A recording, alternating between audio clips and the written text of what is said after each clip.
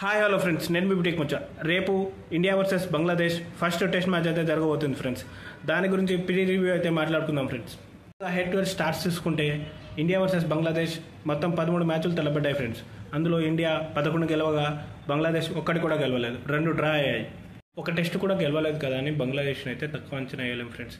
Because మొన్ననే పాకిస్తాన్లో జరిగిన సిరీస్లో బంగ్లాదేశ్ అయితే 2-0తో గెలిచింది. బంగ్లాదేశ్లో మంచి బ్యాట్స్మెన్ అయిన మంచి బౌలర్లు అయితే ఉన్నారు. ముఖ్యంగా లిటన్ దాస్, ముష్ఫికర్ రహీమ్ అండ్ వాళ్ళ సీనియర్ ప్లేయర్ అయిన షకీబుల్ హసన్ బ్యాట్తోనూ బాల్తోనూ రాణించగలరు. మ్యాచ్ చెన్నైలోని చిదంబరం స్టేడియంలో జరుగుతుంది. ఇక్కడ పిచ్లు ఎలా ఉంటాయనేది మనకందరికీ తెలిసిందే. ఇక్కడ పిచ్చెస్ అన్ని స్పిన్ ఫ్రెండ్లీ వికెట్గా ఉంటాయి. మన టీమిండియా అయితే టెస్ట్ క్రికెట్ని 5 monthsగా అయితే ఆడట్లేదు.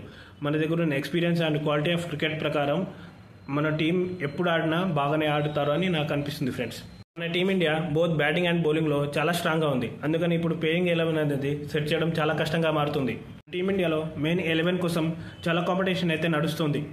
ఇందులోనే కేఎల్ రాహుల్ అండ్ సర్ఫరాజ్ ఖాన్ మధ్య కాంపిటీషన్, ధ్రువ్ జురేల్ అండ్ పంత్ మధ్యలో competition, and Akash Deep and Siraj వీళ్ళిద్దరి మధ్యలో కాంపిటీషన్ అయితే ఇలా అయితే చాలా కాంపిటీషన్ అయితే నడుస్తుంది ఫ్రెండ్స్. రేపు ఆడబోయే మన టీమిండియాకు ప్లేయింగ్ 11 ఎలా ఉంటుందో ఇప్పుడు చూద్దాం ఫ్రెండ్స్. మన ఇండియన్ ప్లేయింగ్ 11 ఎలా ఉంటుందో ఇప్పుడు చూద్దాం ఫ్రెండ్స్. ఫస్ట్ ఓపెనర్గా రోహిత్ శర్మ అండ్ యశస్వి జైస్వాల్, 3rd ప్లేస్లో శుభ్మన్ గిల్, 4th ప్లేస్లో విరాట్ కోహ్లీ, 5th ప్లేస్లో కేఎల్ రాహుల్ లేదా సర్ఫరాజ్ ఖాన్, 6th ప్లేస్లో పంత్ లేదా ధ్రువ్ జురేల్, 7th ప్లేస్లో జడేజా, 8th ప్లేస్లో అక్షర్ పటేల్, 9th ప్లేస్లో రవి అశ్విన్, 10th ప్లేస్లో మహమ్మద్ సిరాజ్ లేదా ఆకాశ్ దీప్, 11th ప్లేస్లో జస్ప్రీత్ బుమ్రా.